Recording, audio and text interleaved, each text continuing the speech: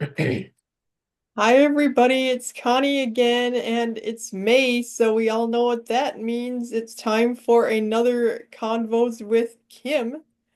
So I will turn it over to her. Okay. Hello, and it's a nice spring day outside. You can probably hear my birds out the window because I have a bird feeder right here outside my window, so the birds always congregate out there. So, but it's kind of cloudy, I think, so the video might not be that brightly lit or whatever, but I think it will be doable. So, today I was just going to talk about an interesting email exchange that I had with my siblings.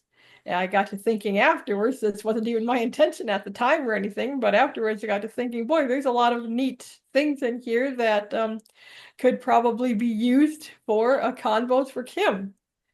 Boy, So if we I'm, only would have known that at the time. yeah. Yeah, but there's just besides the actual topic we were talking about, it just brings out a lot of interesting points about like discussions in general and the wonders of chat GPT, etc. So it all began when well, first I was reading this email from one of my favorite writers, Chad C. Mulligan. He has a Substack and he sent out this newsletter, this email essay basically about Social Security and his opinions on that and all the rumors that have been circulating about it recently and basically always circulate. Um, like both parties kind of use Social Security as their talking point. They're always talking about the panic. They're like each side is always panicking, regardless of like who's in charge of the country at the moment. Then the other party is panicking, or like the left will always be saying that we're running out of funds and we need to make sure to raise taxes more to make sure that Social Security stays funded. And or the right will often say that it's just a fraudulent program in general and it goes to undeserving people and it's just kind of a wasteful Ponzi scheme. And they have the concerns too about how are we going to keep funding it and how are we going to um, like what programs might we have to take money from in order to keep the Social Security going, etc. And um, this author I was reading from Substack, he illustrated ways that adjustments have been made to Social Security in the past and how we can probably and will keep Social Security going just because there's such a huge demand for it. And we'll just keep making those adjustments, or the government can just decide to keep funding it either through higher taxes or taxes designated just for Social Security, since people are more willing and happier to pay a tax when they know where the money is actually going. Or we Yeah, so could I just think I was just gonna say I think both parties pretty much know that they're not gonna get rid of it, and they even tried to I think explain that, but the media just wants to get their clicks or whatever, so they try to make cause panic and or whatever. But yeah, it's just how is I think the main talking point that we're gonna go about it. right. I mean, I was thinking, I'm pretty sure, like that Trump said in 2016, or like right before he was elected, he said, I'm not gonna touch your Social Security. And now this time around, the whole thing is, well, we are going to fix Social Security and take all the fraud out of it and everything. So apparently, in the last 8 years, things got so terrible that now a bunch of changes need to be made. Um, but the interesting thing is that um, I'm trying to find my place here. But did he actually say, I won't touch it, as in I'm not going to take it away? Because I think he would still say that part even in his second term. Yeah, I'm not exactly sure what he meant by that, but yeah, I do just remember him saying something like that. I apparently touched a button here that made me Okay. but I think I got it now. Okay. Okay. Let me know Let if the I other should pause it. I think we're good to go. Mhm. Um so uh people are going to keep funding it. Like we said, it's not really something that's going to go away, and we both know it, but the media always likes to find something to panic over.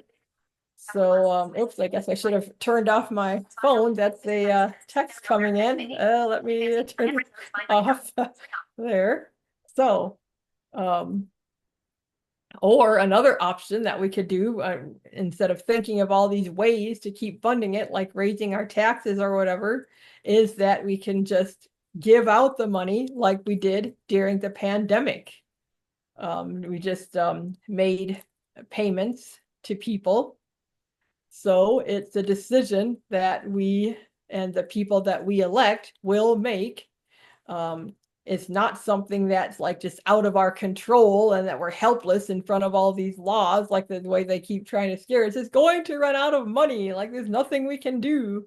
I mean, if there's nothing we can do, why are you trying to scare us about it? So there obviously is something we can do. We just need to decide to do it.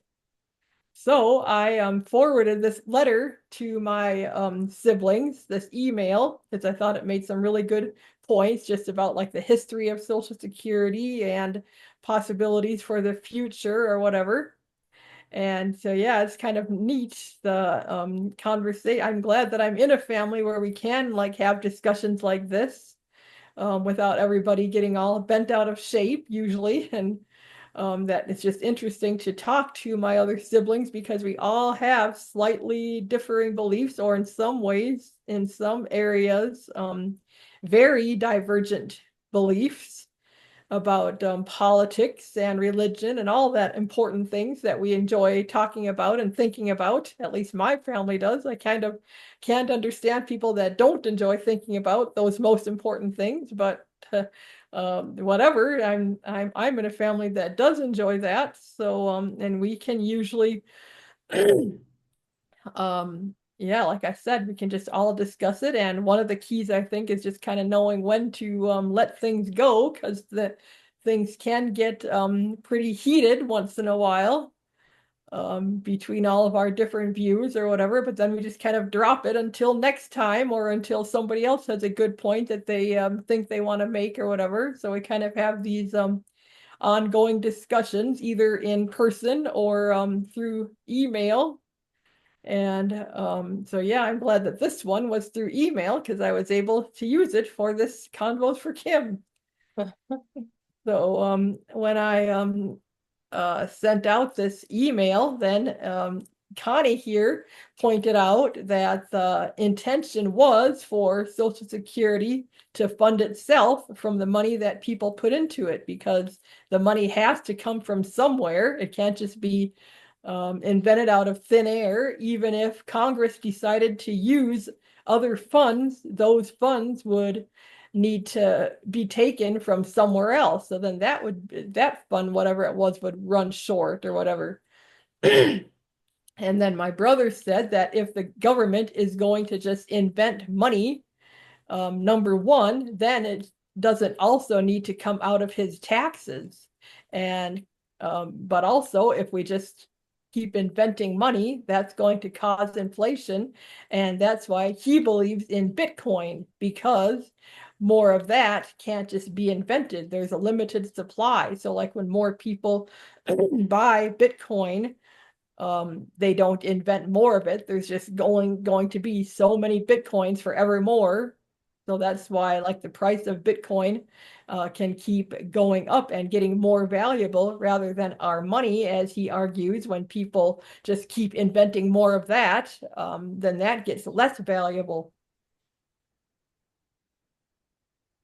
So we have limited supply of Bitcoin. And then he said that some of the reasoning in the article that I had sent out seemed like just a bunch of word salad to him. Like it sounds plausible if you're not an expert in the topic. Um, but it's just if you're not an expert, like the person hopefully is that's talking about it, then they can just kind of use whatever um, big words they want or whatever and kind of fool you. And I didn't make this comment at the time, but I wish I would have, that a lot of the maths and reasoning behind Bitcoin just sound like word salad to me. Because like they're always talking about how, yes, this is going to have so many values in the future, but you don't really see many of those values now.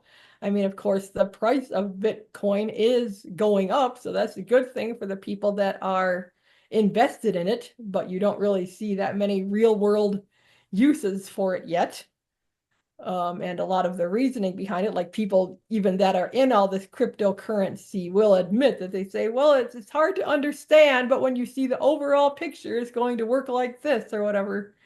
So we all just kind of gravitate toward the word salad that we like, and it can sound confusing to everybody else. That's why it's a good idea to find smart people who can break these ideas down to be more understandable. Um, but of course, we don't want to simplify it too much either, because that leaves out the nuances. Because a lot of these issues and like government policies or whatever, there is a lot of nuance and things that we need to consider. That's why I really enjoy like explanatory newsletters like from Matt Iglesias, and I know Connie listens to a lot of podcasts on Tesla and whatnot and technology and stuff, because it's the more you just delve into a topic, the more you can see all the nuances and the things that need to be considered instead of just one narrow aspect of it. And people who have a goal, like my family does, to be lifelong learners and be open-minded when it's like the real world, what's happening in the real world actually goes against what you have believed all this time. Um, that's another good thing to look at rather than just theorizing. We have to look around us too at what is actually happening and like to keep that into our consideration. And That's like I probably said, why we've all changed our mind on some things too over the years. right. Yeah, just because of more things you learn. It's just really interesting that like I've changed my mind like one way and then back the other way again, but I'm sure it's not exactly back the way it ever was. I mean, like you said, there's just all this nuance. The more you learn, you can clarify what you really think. Yeah, like they always say about smart people, and I've really discovered that it's true. The more you know you don't know. Like, yeah, because a lot of people who don't think as much and are more like shallow, quote unquote, they know like one talking point about something, and they're just going to stick to that no matter what. They're not even curious about what they might not know about the topic. Um, so yeah, just be a lifelong learner and don't dig in your heels. Um, you just stop and ask yourself, well, like, what's really going on here? Why aren't things turning out how I thought? And thankfully, now if we do encounter a word salad, we can have Chat GPT spell things out for us in simpler language, or we can ask it questions to see if the word salad is correct. So then my other brother said that he had been listening to a talk show that claimed that if we had adopted a proposal by George W. Bush, there would be 4 times as much money in Social Security as there is right now. And so, being a curious, lifelong learner himself, he didn't just want to run out with that one talking point. He wanted to actually investigate further to see how accurate that claim was. And so he asked Gemini about this plan of Bush's and whether it was true that there'd be 4 times as much money in there today if we had followed that plan. And he found out that that wasn't quite right, but the conversation that followed was quite interesting. The Bush plan proposed allowing younger workers to put a portion of their Social Security taxes into the stock market. And so my brother asked Gemini if, in hindsight, that plan would have been a good idea. And Gemini responded that it's hard to say because of factors like the 2008 recession, potentially, and like potentially risky choices by individuals who probably wouldn't know what they're doing as far as investing in the stock market, and market volatility.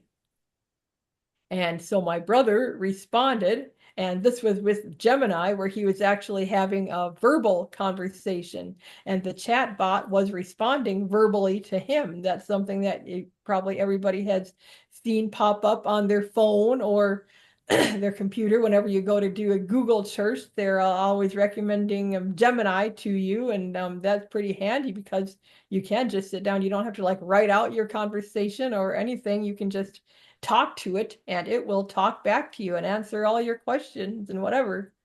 So it's just unbelievable that you can have a thoughtful, real-time conversation like that with a machine. And of course, there are whole podcasts now where machines are talking to each other and interacting off each other.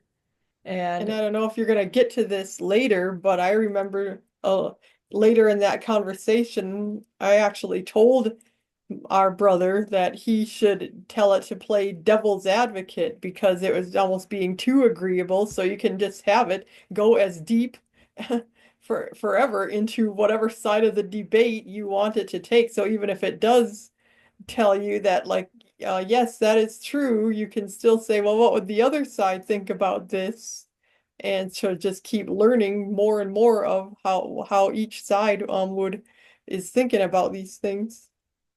yep, that is something I was going to bring out later. That's always a good thing to do, to ask yourself what the other side would say, because then you're prepared for that argument for one thing, and it's just a good way to learn. But yeah, you can go as deep as you want to, like into your own side or into the counter argument side. So we thought there was an information flood before, and now there are not only billions of humans having all these conversations, but now there's thousands or millions of robots having these conversations, and they can have the conversations 100 times as fast as humans can, because humans have to think about what they're going to say and do all the research to back up their opinions and whatever, and research their response and then type it all out, which takes a while. But robots, amazingly enough, can do this all in a fraction of the time, like just in a matter of seconds, a lot of time. And so that's just going to accelerate the speed of everything. It's just that one thing, even if nothing else in the world changed, just having these chat bots doing all this research and thinking for us so much faster is going to change so many things. And just So imagine, another, like, if everybody is in the room, like, of all these different sides, and it can just mediate between everybody and just however long you want to, and I'm sure it would lead to even more rabbit trails. So, yeah, like you said, just that one thing is going to change everything. yep. So yeah, like just and because of that, another way that things are going to change, I heard recently that Google searches have decreased by half now. People aren't going to the actual web pages anymore when they look things up. They're just asking the bots.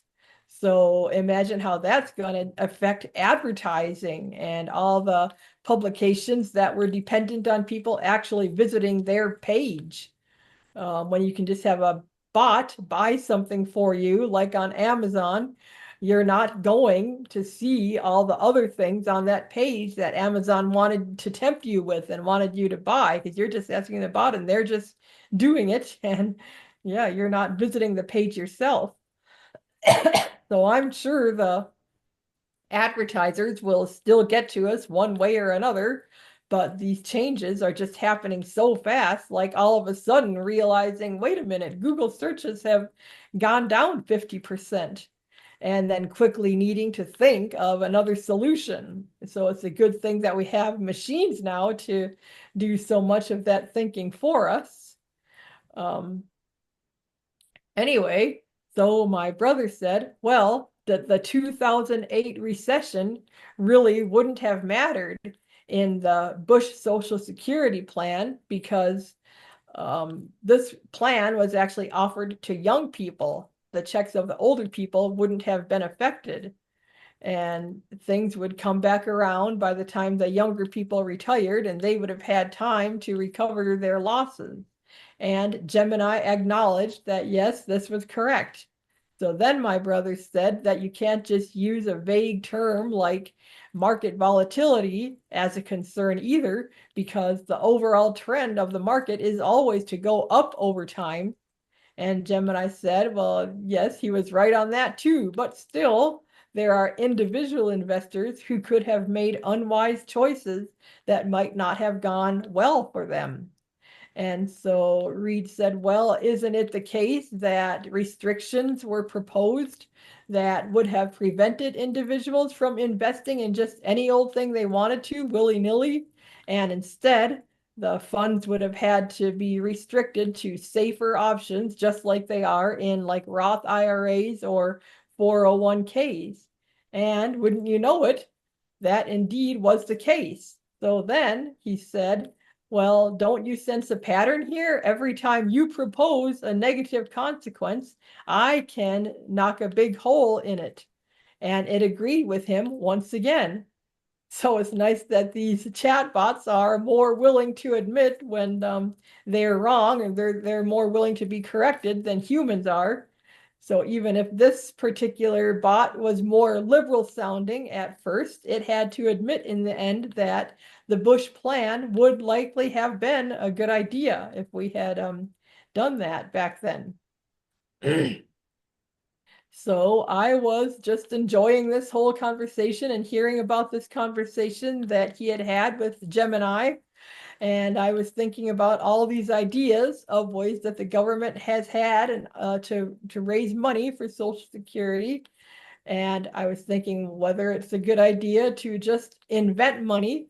And I was thinking about when governments all over the world just invented money during the pandemic.